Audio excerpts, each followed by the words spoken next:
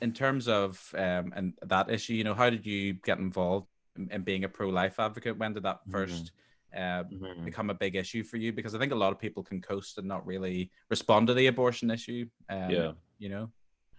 Yeah. Well, in a sense, it started way back when I was 18, 19 years old, when one of my friends called me. At the time, I was not a Christian. I was not Mm, at any means educated on the pro-life issue.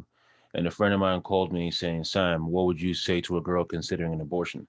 mm, Now, keep in mind that at the time, this is a friend of mine, and we would ask each other random questions all the time, just to figure out how we would answer that question. mm, So when this person asked me that, I thought it was just a hypothetical question. I didn't know that it was I didn't know that question was the most pressing issue in her life. I didn't know she was pregnant. right. So I just said, I don't know. And that was really it. Mm-hmm. But a year later, she confessed to me that just days after she asked me that question, she got an abortion. And as you can probably imagine, that had a pretty big impact on me. Wow. Yeah. I was like, man, so you're telling me what I said to you may have, if I had said the right things to you, it could have impacted, Mm, you, and it could have saved your child. So yeah. that was always on my mind for quite a bit. But then about, I guess, 10 years later, about 3 years ago, that's when a friend of mine told me about a pro-life organization here in Canada named CCBR. Mm-hmm. And there was an internship, a summer internship that they were making available. And I signed up, and I loved it, because I wanted to, because for a long time, even though I had been reading my Bible and I knew theologically, how to defend the pro-life, the pro-life thinking with a Mm-hmm. pro-life position. I didn't know much else outside of that. I didn't know the human rights arguments. I didn't know the scientific arguments. I didn't know much about that. I knew the basic ones, but I didn't Mm-hmm. know how to use it in a way that I could call myself um, a pro-life advocate, to be able to reach out to all kinds of people in changing their minds about abortion. So I joined that internship, and I before the internship, I made a goal that I wanted to change over 30 people's minds in abortion. Because one of the things we do at the internship is not only do we learn how to become pro-life advocates, but we also go to major areas across the GTA area, being the Yeah. Greater Toronto area, and we talk to different kinds of people, students, or any kind of stranger. And I made a goal that I wanted to change around 30 people's minds in abortion. Mm. But by the grace of God, I was able to change 75 people's Wow. minds. And, every single time I would do that, I would remember that one friend of mine from years Mm. before that I wasn't able to say anything to change her mind. So that's how I got involved. And now Yeah. I'm a community liaison at CCBR. And it's been, the pandemic has made it interesting because, Yeah. I can imagine. the lockdown and everything else. But nevertheless, yeah, it's been a great time being able to, save preborn babies and help mothers Mm. keep their babies. Yeah, I think there's a negative stereotype automatically around pro-life people, especially from people who are just not Christians or not educated in the issue. You think of people harassing people, kind of, or almost being abusive to them outside Yeah. abortion clinics, and these are the kind of stereotypes that come forward. You're not loving, you're kind of forcing your opinion on people in a mean way. That's the kind of stereotype. Have you found that you had to kind of battle that to change people's minds on the issue, or sometimes the arguments speak for themselves? I think most of the time, or almost basically all the time, I think the argument is speaking for itself. Mm, Primarily because what we do is we don't go to, um, abortion clinics or anything like that. Although I wouldn't call it a clinic because they're not healing people there. right. They're not helping people. They're killing people. I'll just call it an abortion center. Nevertheless, we can't. To the government here in Canada, they banned us. I'm forgetting exactly what the limit is, but we cannot be anywhere near close to Mm, an abortion clinic anyway. Nevertheless, when we are going out and doing our work, we have images of preborn babies. Well, we have mhm, images of aborted preborn babies with us. right. So when they see that right away, now we've done our research, and we know that basically about 70% of people who see the images they develop more negative feelings about abortion. They become more Mm, pro-life just by seeing that naturally, right? But because of that, when they see that, many of them, they understand why we're there. They know we're there to save preborn babies. mm, Naturally, many will be upset, but that's not because of how we're doing it. They're upset mostly because they know what's happening in our country and in our world, mm, and they also know they approve of it, and they mm. also know they're approving of something that's an injustice. And Or almost denial in some cases, I'm sure. exactly. So that's the pushback. But we don't. Also, let's face it. Oftentimes, people will see others abusing us. They will see people insulting us and even trying to attack us. Hmm. So when they see that, and we are being calm and just reaching out to them, with passion but calm, we don't see anybody really uh, believing that we are the ones who are being abusive Mm. towards them. Yeah, I guess people might think, that kind of approach, it's almost a disturbing image to show someone, these kind of very graphic images.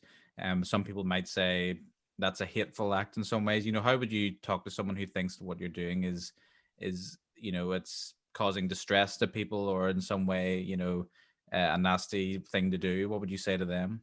Yeah.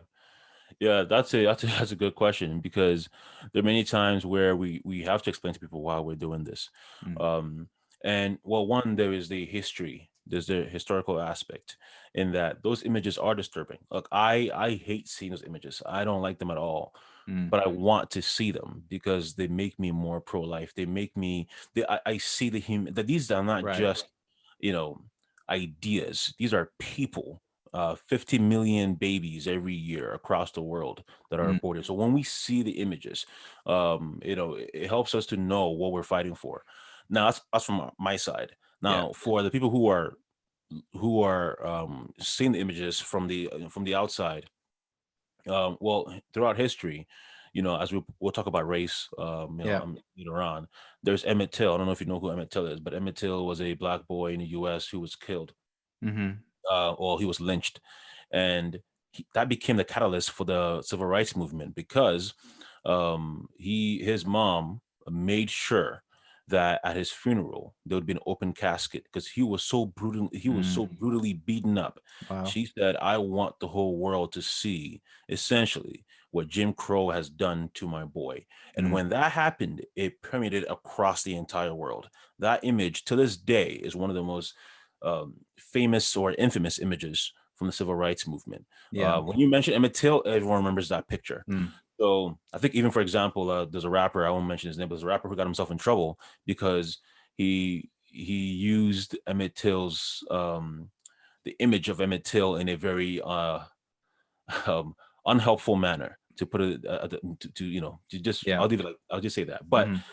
people got upset with him because that image is still in people's minds. Yeah. Um, so, and then you have also slavery, where there is the Brooks ship as well too, and that had a major impact too on the abolitionists and how they're able to change people's minds, because that ship made people understand, the image of the ship anyways, how Hmm. brutal slavery was.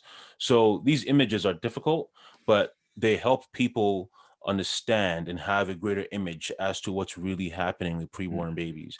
And outside of that too, I want to do everything I possibly can to save a baby. Hmm. And now obviously, we want to do so in a way that's honoring to God and loving to people. But if I can show people, if I can convince someone that, Hmm. that through this image, right? If I could convince them that abortion is wrong, that abortion is murder, it's an injustice, then I absolutely need to do it. That's not the only thing we do. We use human rights arguments. We'll talk about a number of different things to Hmm. make them, through reason, through logic, and through theology, to help them become more pro-life, to help them save or keep their babies. Um, but those images, the reason why we use them is because they are effective, and also because it leads people to understand the humanity of the Mm. preborn baby. Yeah, I don't know if this image made its way across the Atlantic to the Americas, but I it reminds me of a case where, um, there's been a lot of like refugees kind of fleeing from Syria, over, and it's the image of the child washing up on the shore. If you're familiar with Yeah. that image, that Before was. you even Sorry, go ahead. No, I Sorry. was just going to say that was a huge catalyst, I think, in the wet Yes. in Europe, really, for Yeah. the realities of what's going on. Before you even finish the sentence, I knew exactly what you're referring to, and that's the power of the image, right? Mm, That exactly. that and it was that image that led, especially Canada, to become more active in bringing in refugees into our nation. Mm, So whatever you think about that whole crisis, yeah, nevertheless, that image yeah, was is a what you remember. major catalyst in in bringing many refugees, or bringing the Syrian war crisis into the Hmm. forefront of people's minds. Yeah, we've naturally brought up refugees and immigration, and another thing that people say when they talk about pro-lifers is that you're pro-life when it's in the womb, and then when when it gets to the real world, you know, you're anti-refugee or anti-immigrant and these kind of things. To me, in some ways, I can see an element of truth in some people who maybe prioritize one over another, possibly. But how would you respond then if someone made that argument to you? You know that you're pro-life. Christians maybe are pro-life up until someone's born. Yeah, that's a great question, and to be honest with you, something that really disturbs me quite a bit, um, because if you if you we want justice for all people. We don't. If you're pro-life, it means that you believe that murder is wrong, Mm. essentially. That you are anti-murder. You're pro-life. Nevertheless, there's a big difference between. No, okay. Before I even mention that, Yeah. I don't think any pro-life person is necessarily against refugees or against immigration. Now I'm an immigrant to Canada, so naturally I'm pro-immigration. Right. But I've never met anybody who some would describe as being anti-refugees or anti-immigration as really being anti-immigration or Right. refugees. What what they might say is, well, we just want a small number. So, for example, just Mm. just right now, the world's dealing with a heavy, just bad economy right now. Hmm. Canada right now is our economy is not doing great right now, and it's going to get worse naturally as this thing develops. Hmm. I personally right now would say I wouldn't want our nation bringing in lots of immigrants right now, just because right now this is a really bad economy, and if we don't take care of our citizens here, how can we take care of people? Right. It's just not the right. Now, Mm. does that mean that I'm anti-immigration? Of course not. I'm just saying that right now that shouldn't be our priority. Mm. Um, with that being said, if you are pro-life, again, I was saying before, it means that you are anti-murder. Right. Now, abortion is legal. It's legal to kill preborn babies.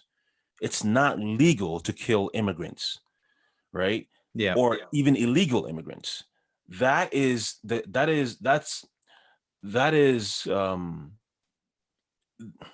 A forgetting my word here. fallacy. Yeah. Yeah, Kind of like it's a the biggest one. fallacy. I'm trying to figure out the opposite of that. That's the analogous to the pro-life issue, right? It's Mm. about murder. So if I was saying it's okay to kill immigrants, which Yeah. would be odd because I'm an immigrant, but whatever. Right. If I was saying it was okay to kill immigrants, but it's not okay to kill preborn babies, then I would say, well, then I'm a hypocrite. But the two are not the same. So Mm. it is a fallacy, right? And it's Right. true for any kind of issue, even like with healthcare, for example. The idea is that if you don't believe in, essentially, they say free healthcare, but it's not free. If you don't believe in a socialist healthcare, now I know you and I are in nations where we have that. Yeah. In America, in America they don't. But to be frank, just to be honest, I personally do not like that. Um, Hmm. for many reasons, but nevertheless, the two are not quite the same. Because no one here believes that no one should have healthcare. Hmm. The point is who should pay for it, Right. right? And how do we go about that? That's not quite the same, right? Again, so to compare the two, to compare someone not being able to afford perhaps the best healthcare Hmm. to a preborn baby being murdered is quite is Mm. a different level. Because one is about what's the most efficient, and the other one is, well, what's justice. Um, Yeah. so I would say that we have to remember the key point here about abortion. It's is it is that abortion is legal. It's legal to kill preborn babies. It's not legal to kill people who cannot afford healthcare, and it's not legal to kill immigrants. That's the issue.